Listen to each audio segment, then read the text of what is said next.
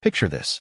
It's 6:30 on a Tuesday morning, the kind of crisp, dew-heavy dawn that usually promises a good day, and I'm standing in my driveway with a mug of black coffee that's quickly turning cold in my hands, staring at a crime scene that broke my heart before my brain could even process the anger. The air should smell like wet grass and suburban peace, but instead, it reeks of high-octane gasoline and betrayal, a sharp, chemical sting that hits you right in the back of the throat like a slap. There she was, my 1998 Harley-Davidson Fat Boy. You have to understand, this wasn't just a pile of chrome and rubber. I spent 15 years and $28,000 restoring her, every bolt tightened by hand, every inch of paint polished until it looked like liquid midnight, and right there on the tank, airbrushed in silver script, was the name Elena. That was my late wife. That bike was the last promise I made to her, a dream of riding cross-country that cancer stole from us. And now, it was gouged, the beautiful paint ripped apart by deep, jagged key marks, the ignition punched out like a hollow eye socket, gas weeping onto the concrete of my driveway. Before the rage could fully settle in my chest, I see him. This kid, Braden Vance, strolling over from the McMansion across the street, 23 years old, wearing a smirk that said he'd never been told no in his entire life, holding his phone to his ear like a weapon. He looks at me, sees the devastation, and laughs, actually laughs, saying, "Shouldn't park your trash out here, old man," before speaking into the phone. "Yeah, 911? There's a guy at 108 Willow Creek Drive threatening to kill me. Send help." And just like that, I knew exactly what kind of war I was in. He thought he won. He thought he was dealing with some lonely senior citizen who would fold under the pressure of a lie. But what Braden didn't know, what none of them knew, was who I really am. My name is Elias Thorne, 59 years old, retired FBI, Financial Crimes Division, 22 years chasing money launderers and dismantling white-collar syndicates. The kind of career where you learn that the loudest person in the room is usually the most guilty, and that patience is the deadliest weapon you can own. I retired 3 years ago when Elena passed, taken by aggressive lymphoma in less than a year, leaving a silence in my life that was deafening. I couldn't handle the noise of the city anymore, the constant reminder of the life we planned but didn't get to live. So I sold everything and moved here to Oak Haven Estates, a planned community 40 minutes outside of Columbus, Ohio, a place that sold itself on tranquility, manicured lawns, and the promise that your biggest problem would be dandelions. The Harley was my therapy. The hours spent in the garage surrounded by the smell of grease and the weight of tools were the only times I felt close to her again. Restoring that bike was like piecing my own soul back together, one chrome part at a time. For 4 months, it was paradise. I kept to myself, mowed my lawn at 0800 hours sharp with military precision, and helped my neighbor, a sweet elderly woman named Mrs. Higgins, with her heavy trash cans on Tuesdays. Then I met Patricia Vance. She lived directly across the cul-de-sac in a house that looked like it was trying too hard to be a plantation, 50-something, divorced, with a face that looked like it was permanently smelling something bad and a personality to match. She drove a leased Mercedes SUV, wore designer tracksuits she never jogged in, and treated the neighborhood like her personal fiefdom because she was the HOA vice president. But let's be honest, she acted like she was the supreme leader, sheriff, and executioner all rolled into one. Braden lived with her, an unemployed man-child driving a modified Dodge Challenger with an exhaust system that sounded like a war crime, waking the entire block up at 6 a.m. every single day. I found out later he had a sealed juvenile record, the kind of history that gets buried under mommy's money, DUIs, petty theft, the works. The trouble started on week 2 when I parked the fat boy in my driveway. Completely legal according to the bylaws, I had read cover to cover before signing the deed. The next morning, there was a bright orange sticker on my windshield. Motorcycles must be garaged. Diminishes aesthetic value. $150 daily fine, starts Monday. I checked the rules again. Section 7C explicitly stated motorcycles were allowed in driveways. Only RVs and boats required approval. So she was making it up as she went along. I sent a polite email, attached a screenshot of the rule, thinking that would be the end of it, because reasonable people look at facts and adjust, right? Wrong. 3 days later, Patricia called an emergency meeting and railroaded a vote to amend the bylaws, creating a visual blight, clause that specifically targeted motorcycles, passing it 3-2 because the other board members were terrified of her. My legal spot became illegal overnight. I sat on my porch that evening, watching the lights in her house, feeling that old itch between my shoulder blades, the same feeling I used to get before a raid went sideways. Patricia Vance had made a critical tactical error. She picked a fight with a man who had spent 2 decades watching arrogant criminals destroy themselves because they didn't think anyone was checking the paperwork. The harassment escalated quickly. It started with Braden revving that Challenger right outside my bedroom window at dawn, a sonic assault designed to break me. Then came the trash, fast food bags and energy drink cans dumped on my lawn. Technically on the public easement, so I couldn't claim trespassing, but I knew who it was. I didn't get mad, I got organized. I installed a 4K security system for cameras covering every inch of my property and the street, positioned perfectly within Ohio statutes. The footage was high-definition poetry. Every morning, there was Braden doing his drive-by noise pollution. I started a spreadsheet, logging timestamps, license plates, and decibel readings, because in federal court, we had a saying, if it isn't written down, it didn't happen. I ran a background check on the county clerk's website, public record, totally legal, and found a gold mine. Braden had 2 DUIs pleaded down to reckless operation and, crucially, a suspended license for unpaid court fines totaling over $4,000.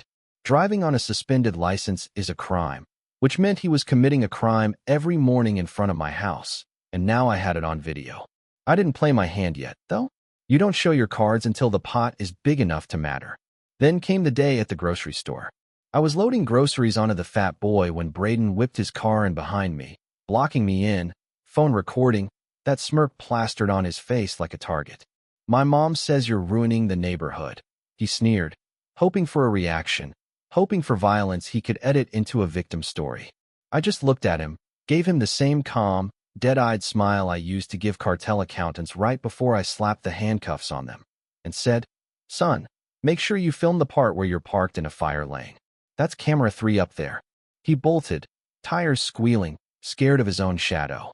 That evening, I got a certified letter from the HOA, signed by Patricia as acting president, demanding $600 in fines, or they would put a lien on my house. But here was the catch. Patricia wasn't the president. The president was a quiet, retired teacher named Arthur Pembroke. She was forging authority, and in the state of Ohio, that edges out of neighborhood drama and into fraud. I felt the shift then, the transition from annoyance to investigation. I started digging into the financials, and that's when I knew this wasn't just about a motorcycle anymore. This was a criminal enterprise disguised as a suburban board, and I was about to bring the whole house of cards down. The deeper I dug, the uglier it got. I started casually interviewing the other board members, just friendly chats over coffee, and the cracks in Patricia's empire began to show immediately. Arthur Pembroke, the actual president, was a broken man, terrified and exhausted, admitting that he hadn't seen the financial books in months because Patricia claimed she was streamlining the process. Another board member, a retired accountant named Linda, whispered to me that she suspected money was missing but was threatened with violations every time she asked questions.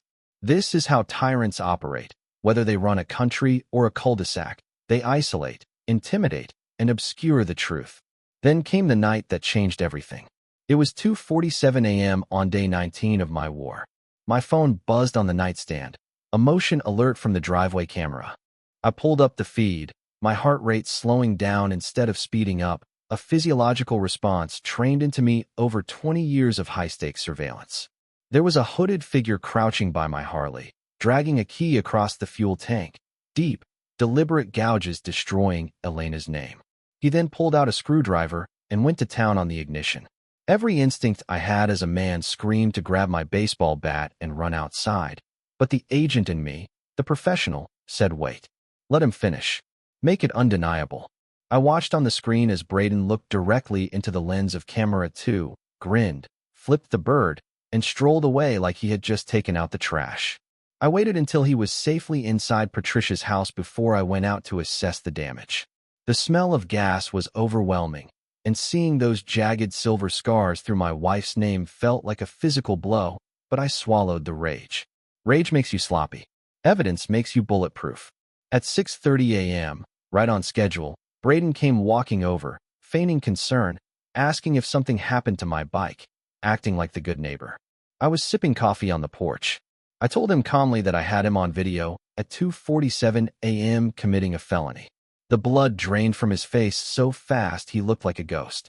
He panicked, pulled out his phone, and called the police, screaming that I was threatening him. It was a beautiful mistake. When the officers arrived, a veteran sergeant named Miller and a rookie, Braden went into his theatrical performance, claiming I was stalking him. I stayed silent, hands visible, and when Miller looked at me, I simply said, "Officer, I have high-definition footage of this individual committing felony criminal mischief, timestamps, and face clearly visible. I'm Elias Thorne, retired FBI." The energy in the air shifted instantly.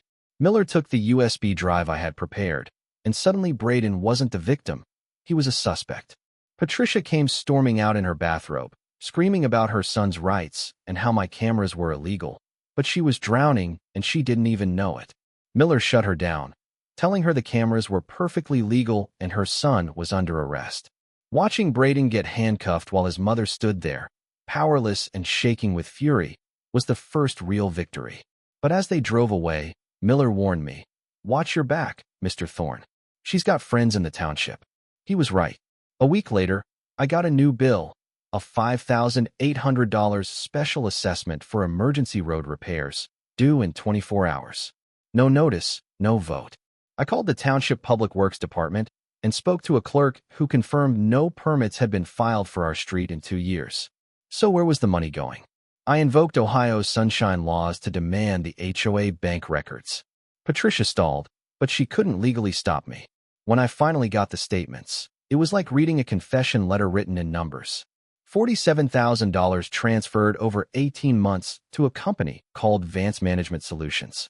A quick business registry search confirmed it. Sole proprietor, Patricia Vance. She was paying herself for services that don't exist. This wasn't just being a Karen. This was embezzlement. I realized I needed a bigger team. I reached out to a local investigative journalist named Sarah Jenkins, a reporter known for exposing municipal corruption.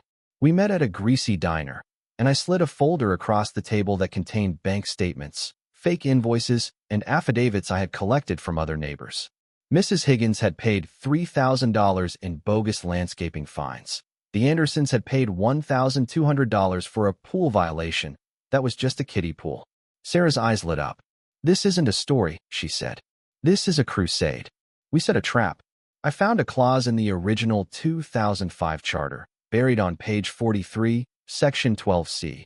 No amendment to parking regulations is valid without a 75% affirmative vote of the entire membership via mailed ballot. Patricia had passed her motorcycle ban with a board vote of 3 people. It was never legal. Every fine, every threat, every tow notice for the last 3 years was void. I called a pro bono lawyer, David Ross, who specialized in property law. When he saw the clause, he laughed for a full minute. "Elias," he said, "this is nuclear. We can file an injunction, a class action lawsuit, and a demand for a forensic audit all at once." We decided to execute the plan at the upcoming board meeting. Let her think she's winning. Let her think she's untouchable. Patricia was posting on the community Facebook group, calling me a dangerous, unstable individual, trying to rally the neighborhood against me. I didn't respond. I let her dig her grave with every keystroke. I spent the next 2 weeks building a coalition of victims. 8 households, nearly $30,000 in stolen money between them. We were ready. The trap was set, the cameras were rolling, and Patricia Vance was about to have the worst day of her life. Desperation has a specific smell, like cheap perfume trying to cover up smoke, and I smelled it on day 47 when Patricia showed up at my door with a store-bought apple pie. She stood there, smiling that tight, fake smile, and offered to wipe my fines, the fines that weren't even legal, if I dropped the misunderstanding about the audit. She knew. Someone had tipped her off. I looked at her, didn't take the pie, and said, "I'll think about it." I wouldn't eat a crumb from that woman unless I had a food taster. That night, Braden, fresh out on bail, tried to break into my garage with a crowbar to steal the evidence. He didn't know I had backed everything up to the cloud. Camera 3 caught him again. He was arrested for attempted burglary before the sun came up. The day of the meeting, the atmosphere at the community center was electric. Patricia sat at the head table, flanked by her sycophants, looking like a queen holding court. She had no idea that half the room was filled with my coalition. Mrs. Higgins in her wheelchair, the Andersons, and Sarah Jenkins with her camera crew disguised as community blog documentarians. Patricia banged her gavel and started reading a prepared statement about harassment from certain new residents, staring right at me. Then, Arthur Pembroke, the beaten-down president, stood up. His hands were shaking, but his voice was clear. I moved to amend the agenda to discuss financial irregularities. Patricia went pale. She tried to shout him down, claiming he was out of order, but the room turned on her.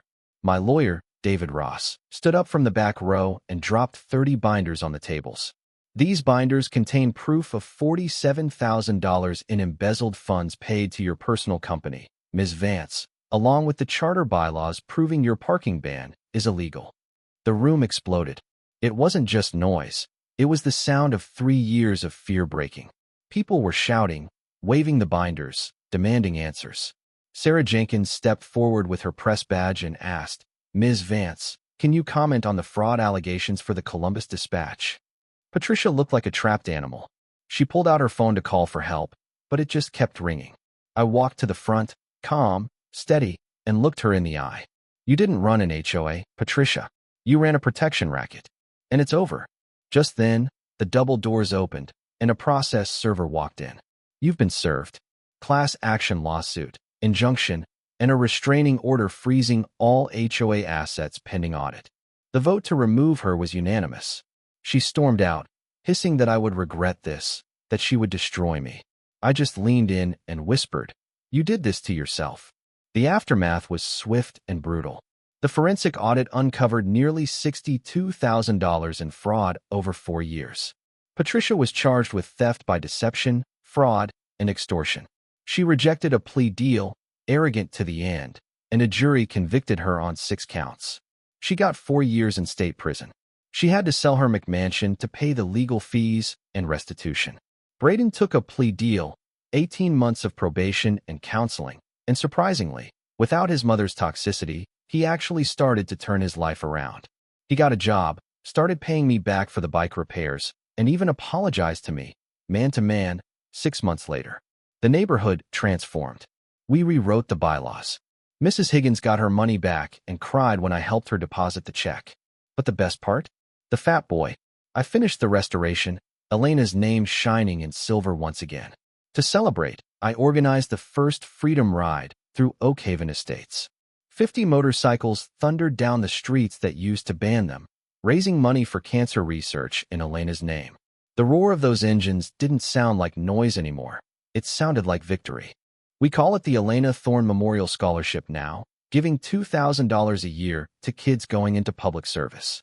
I still sit on my porch, drinking coffee, watching the sunrise. The sign at the front of the neighborhood used to warn about fines. Now it just says, "Welcome." It took a war to find peace, but looking at my wife's name on that tank, I know she would have loved the fight. It makes you wonder, though, how many Patricius are out there right now, ruling their little kingdoms, banking on the fact that you're too tired to check the receipts. How much injustice do we accept just to keep the peace? Sometimes, you have to be the bad guy to do the right thing. But what do you think? Was I too harsh, or did justice get served exactly how it should have been? Let me know in the comments. And if you've got an HOA horror story, drop it down there. I read them all. Until next time, keep your head on a swivel and your paperwork in order.